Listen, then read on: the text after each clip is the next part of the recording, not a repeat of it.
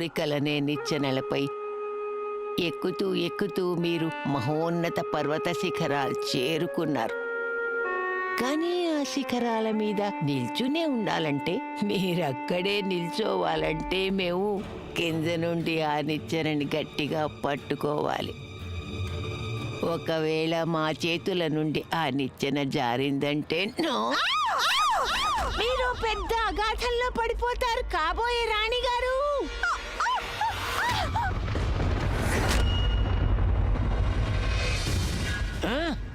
మాకు వయసు పెరిగుండొచ్చు కానీ ఒంట్లో శక్తి మాత్రం తగ్గలేదు. మా వరకు వచ్చిందంటే గొంతు కోయడానికి కూడా వెనకడం. అనుకోకుండా ఈ విషయం అవినాష్కి తెలిసిపోయింది. కానీ అతనికి ఒకటి మాత్రమే తెలుసు, మేమేదో రహస్యాన్ని దాస్తున్నామని. మరి ఆ రహస్యం ఏమిటో తెలియలేదు అతనికి. ఏ రోజు నుంచైతే రాజమాత ఏదో రహస్యం దాచిపెట్టారని అవినాష్కి తెలిసిందో, సరిగ్గా అదే రోజు అతని చెల్లెలు ఇక్కడికి ఊడిపడింది. అలాగే అవినాష్ కనపడకుండా పోయిన రోజే సరిగ్గా అతని చెల్లెలు సర్దార్ తన మీద అత్యాచారం చేయబోయాడని నింద మోపింది. నేను అన్యాయం అయిపోయాను గాయత్రి. అతను నా జీవితాన్ని నాశనం చేశాడు. సర్దార్, రాజేశ్వరి, అవినాష్ ఈ ముగ్గురు ఏ విధంగానో కలిసే ఉన్నారనిపిస్తోంది. కానీ ఆ నిజం నాకు కేవలం రాజేశ్వరి మాత్రమే చెప్పగలదు. మమ్మల్ని క్షమించండి పెదరాణి అమ్మ. మీరు ఎలా చెప్తే మేము అలాగే చేస్తాం. లేదు, అది సరిపోదు. ముందు మీరు సారీ చెప్పండి. Sorry sorry sorry. ఏమన్నారు మీరు? మాకు వినిపించలేదు. ఇంకా పెద్దగా చెప్పండి. Sorry sorry. ఇప్పుడు మాకు మాట ఇవ్వండి, మీ చనిపోయిన అన్నయ్య సాక్షిగా. ఇక మీదట ఎన్నడూ మా దారికి అడ్డు తగలవని. నేను మా అన్నయ్య మీద ప్రమాణం చేస్తున్నాను. అంతేకాదు, మీరు మేము చెప్పిన ప్రతి మాట వినాలి. నేను మీరు చెప్పిన మాట వింటాను. ఇప్పుడు క్షమించేశాం.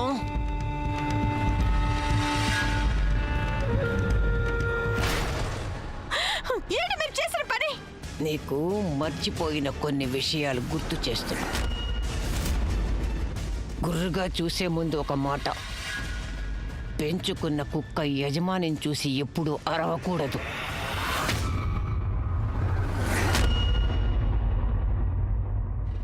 అలాగే మీరు కూడా గుర్తుంచుకోండి.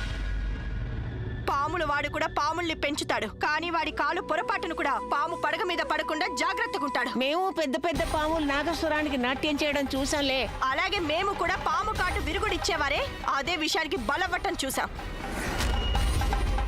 మీరు నా కోపాన్ని మాత్రమే చూశారు, మా పిచ్చితనాన్ని ఇంకా చూడలేదు.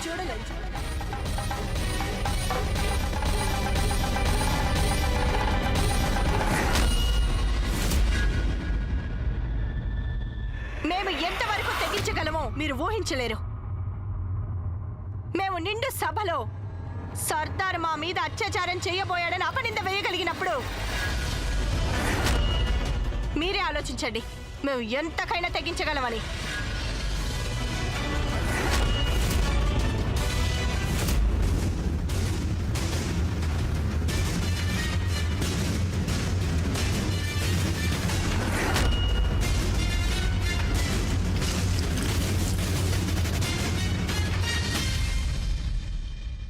ఇక నీ ఆట పూర్తయింది రాజేశ్వరి.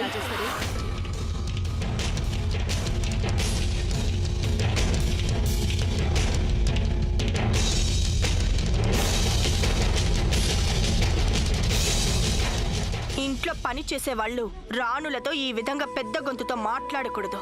కానీ రాణులనేవారు ఒక నిండు సభలో అబద్ధం చెప్పి తమ శీలం మీద నింద వేసుకోరు రాజేశ్వరి.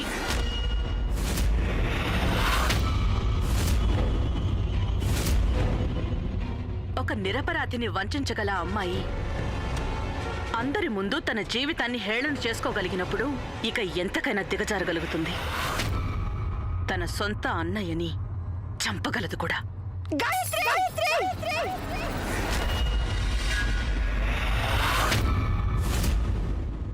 ఏమైంది? ఆశ్చర్యంగా ఉందా? అబద్ధం అద్దం లాంటిది రాజేశ్వరి. ఒక్కసారి నిజం దెబ్బ తగిలిందంటే తునాతునకలైపోతుంది.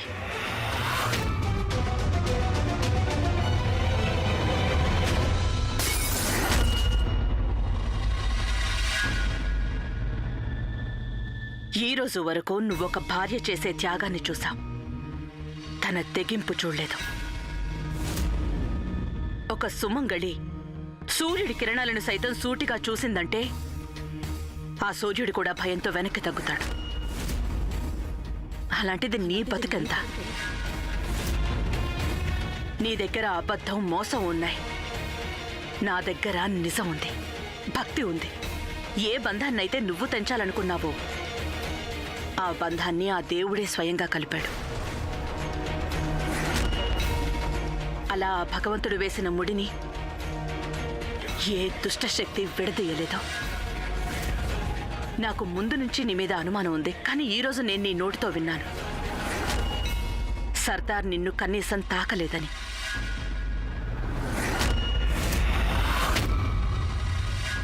అసలు పాపమే జరగనప్పుడు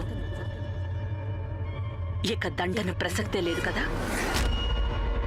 ఇప్పుడే వెళ్ళి రాణా గారికి ఈ నిజాన్ని చెప్పేస్తాను.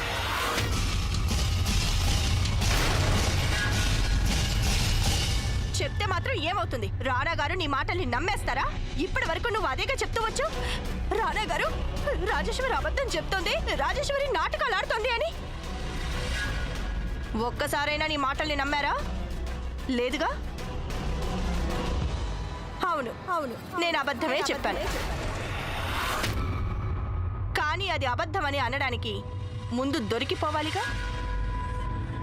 పోనీ నువ్వన్నట్టు రాణా గారు నువ్వు చెప్పిన మాటల్ని నమ్మేశారే అనుకుందాం. ఇక ఆ తర్వాత ఏంటి? మా అన్నయ్యని రాణా గారే స్వయంగా చంపారన్న విషయం మాసిపోదుగా. ఆ తప్పుకి రాణా గారు శిక్ష అనుభవించి తీరాలి. నువ్వు కావాలంటే ఈ భూమి ఆకాశాన్ని ఒక్కటి చేసుకో గాయత్రి. రాణా గారు శిక్ష అనుభవించక తప్పదు. ఈ పెళ్లి జరిగి తీరుతుంది. నువ్వు నా భర్తకి శిక్ష వేస్తావా? ఒక విషయం మర్చిపోతున్నావు రాజేశ్వరి. నేను రాణాగారితో కలిసి 7 అడుగులు నడిచాను. ఆ 7 అడుగులతో పాటు 7 ప్రమాణాలు చేశాను. ఆ ప్రతి ప్రమాణంతో పాటు నేను ప్రతిజ్ఞ చేశాను, నా భర్త మీద ఈగ కూడా వాలనివ్వనని. ఈ పెళ్లి ఆగిపోతుంది. అందుకు నేను నిప్పుల మీద నడవాల్సి వచ్చినా సరే. చెప్పడం చాలా తేలిక గాయత్రి. నువ్వు ఒక చొక్కని చుక్కవి. నిప్పుల మీద నడవటం నీ వల్ల అయ్యే పని కాదులే.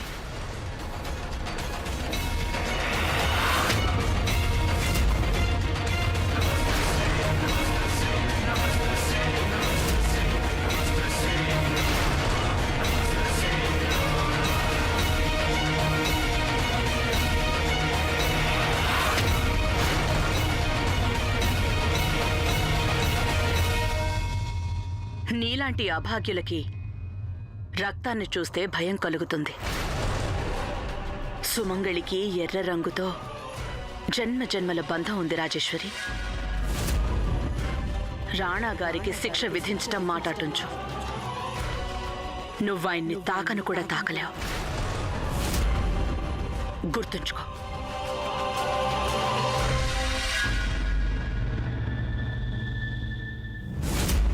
ఇప్పటికీ నీకు అనిపిస్తోందా ఇంత ఎత్తులో ఉన్న నువ్వు ఒక్కదానివే నీ బలంతో నిలబడగలవని? మాట్లాడరే కాబోయే రాణి గారు. మా సహాయం కావాలా? అయితే నువ్వు వెంటనే రాణా గారి దగ్గరికి వెళ్ళు. గాయత్రి సంగతి మేం చూసుకుంటాం.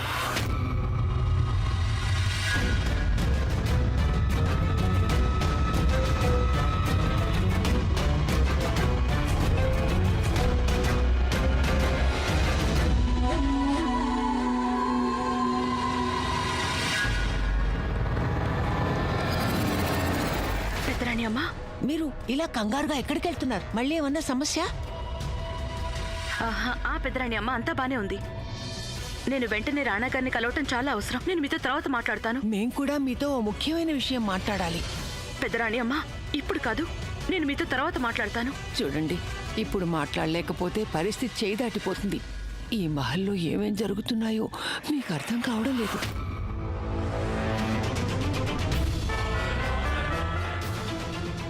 మీరు దేని గురించి మాట్లాడుతున్నారు? రాజేశ్వరి.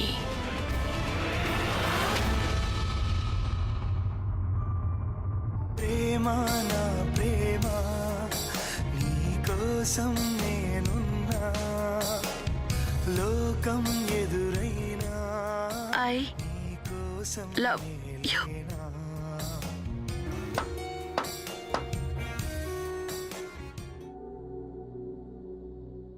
మేము లోపలికి రావచ్చా?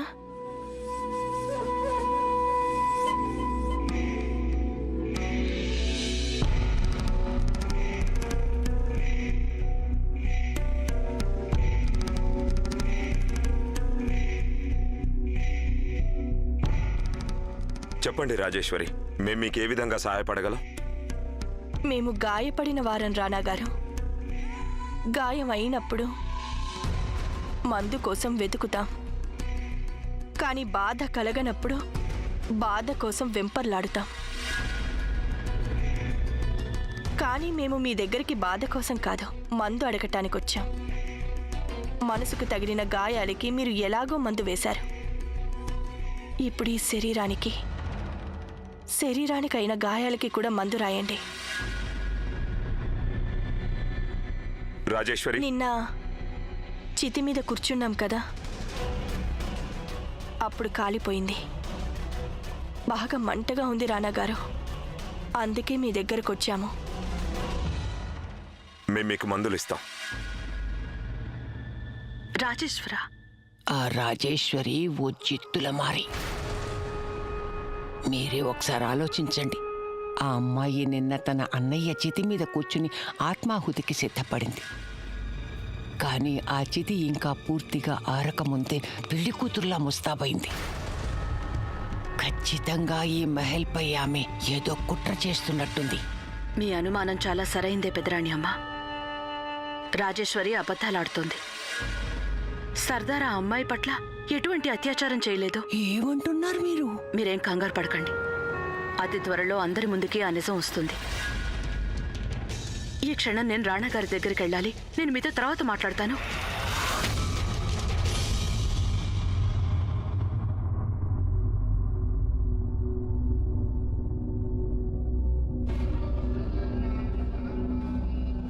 మీరు కాబోయే రాణిగారు కదా, ఎవరితోనైనా మందు తెప్పించుకొని ఉండొచ్చు. మరి మా దగ్గరికి ఎందుకు వచ్చారు? మేము కాబోయే రాణి మాత్రమే కాదు, ఒకరికి భార్య కూడా కాబోతున్నాం. అలాగే కొన్ని గాయాల్ని చూసే అధికారం కేవలం ఒక భర్తకు మాత్రమే ఉంటుంది రాణా గారు.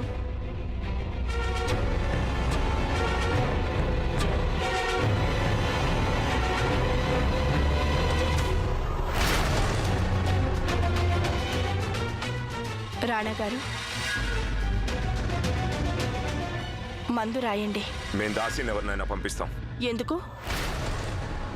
గాయం చేసింది మీరేగా, మరి మందు కూడా మీరే రాయాలి.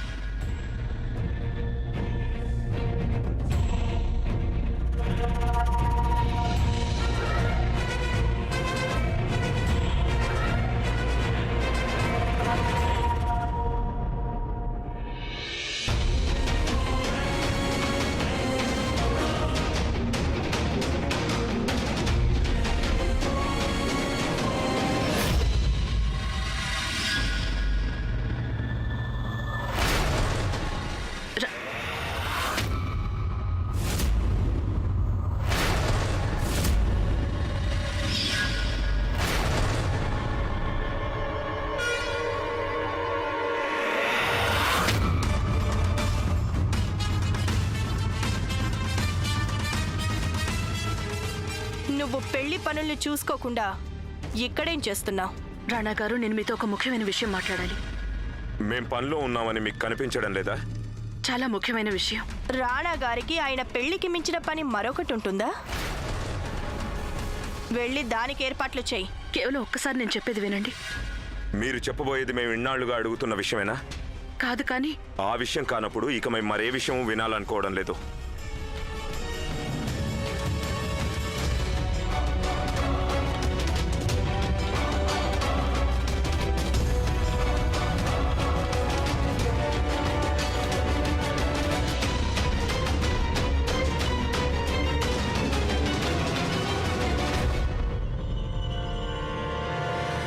నమ్మడం మాట అటుంచు, ఆయన కనీసం నీ మాట వినను కూడా లేదు.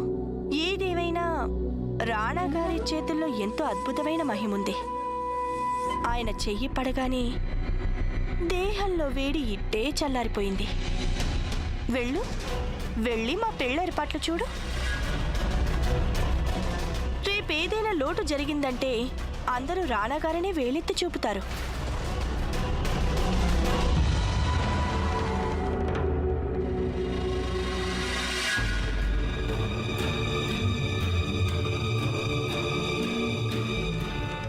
ఆ గాయత్రి అంత సులువుగా ఊరుకునే మనిషి కాదు. ఈ పెళ్లిని తను ఆపడానికి ముందే మనం తనని ఆపాలి.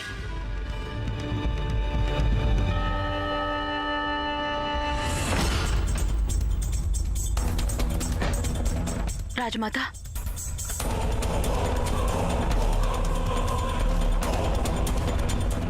నేను మీకు ఇప్పుడు చెప్పబోయే విషయంతో చాలా మార్పులు జరిగే అవకాశం ఉంది. ఏమన్నారు?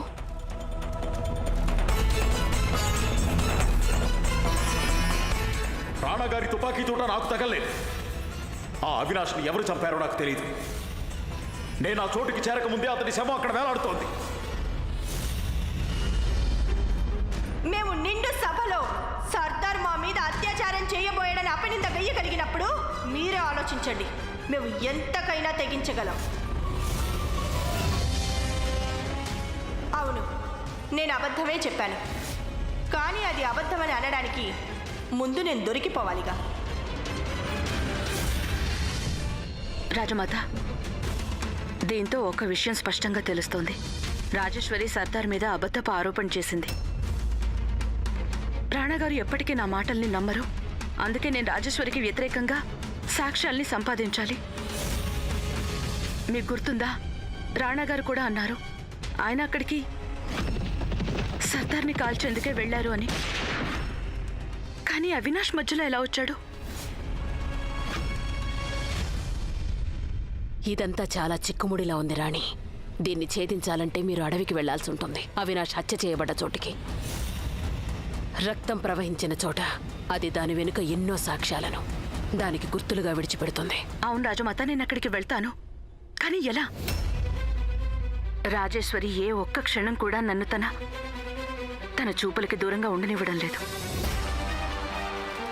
ఒకవేళ తను నన్ను కనిపెట్టుకుని ఉండలేకపోయినా అందుకు ఇంకెవరినైనా నియమిస్తుంది రాజమాత. ఈ మహల్లో వేరే ఎవరో ఉన్నారు, వారే తనకి సాయపడుతున్నారు. తను ఎవరితోనో మాట్లాడింది, కానీ ఎవరితో అనేది తెలీదు. నువ్వు మాట్లాడింది మాతోనని గాయత్రికి తెలుసుంటుందని మాకు అనిపించడం లేదు. అందుకే గాయత్రి మీద మేము కన్నేసి ఉంచుతాం. గాయత్రి నీ నుండి తప్పించుకోవాలని ప్రయత్నిస్తుంది, కానీ మా నుండి కాదు. ఎందుకంటే మేం మారిపోయాం కదా. రాణి, మిమ్మల్ని అందరి దృష్టి నుంచి ఎలా తప్పించాలో దాని గురించి మేము ఆలోచిస్తాం. రేపు ఉదయం మిమ్మల్ని ఇక్కడున్న వారందరి కళ్ళ ముందే మేం తప్పిస్తాం.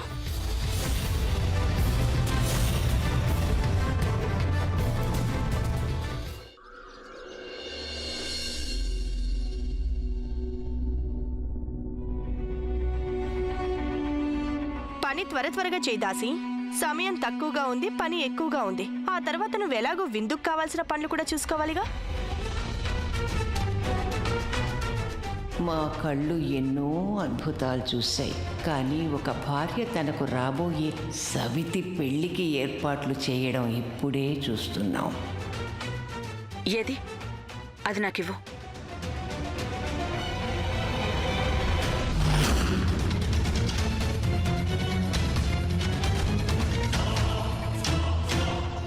మహారాజా, ఈ హారం మాకు మా పుట్టింటి నుండి వచ్చింది. దీన్ని మేమెవరికి ఇవ్వనివ్వం. దీనికోసం మా ప్రాణాలైనా ఇస్తాం, మా భర్త ప్రాణాలైనా తీస్తాం. ఏమిటిదంతా చిన్న కోడలు గారు? పెదరాణి అమ్మ, మేము కొత్త రాణి వారికి వారి వివాహ వేడుక సందర్భంగా ఈ హారాన్ని కానుకగా ఇవ్వాలనుకుంటున్నాం. దేవి కృప కలగాలంటే మనం కానుకలు సమర్పించాలి కదా.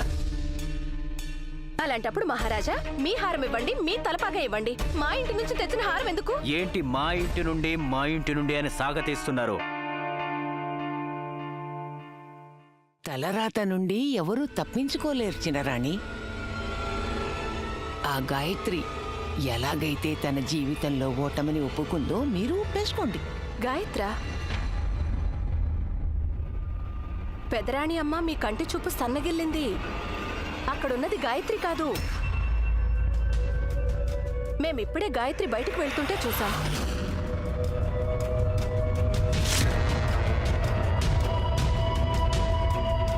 అదివ్వండి మాకు మహారాజా.